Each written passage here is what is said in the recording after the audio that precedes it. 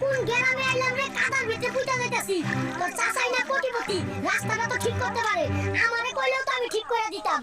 আমার চাচার কথা বাদ দে, তুই যে চাচা বাড়ি একটা ললি নিয়ে যাইতাছস, কত বড় ফন্নি, তুই নাকি আবার রাস্তা করে দিবি। কি রে টুকটুকি, তোর বাপের বাড়িতে আইলাম, ভাবছিলাম ফুল দিয়ে আমারে বরণ করবো, অহন দেই শুনছান নীরবতা। তোর বাপের উইকেট গেছে নাকি রে? ওরে নবাবজাদা রে, তার মাইয়ারে তো আপনি রানীর মতো রাখছেন, তাই আপনারে ফুল দিয়ে বরণ করতে হইব, তাই না? ওরে টুকটুকি রে, তোর বাপের বাড়ি থেকে একটা বাথরুমও নাই, এরকম খুল্লা খুল্লা গোসল কোনোদিন করি নাই, হাই রে কপাল। ওরে নবাবজাদা রে, আজীবন নদীতে গোসল কইরা অহন শহরে থেকে জমিদার হইছে। মেকআপ কিনা দিবা কই বাজারে আনলা, অহন বাড়ির দিকে যাইতাছ যে, মতলবটা বুঝতাছি না।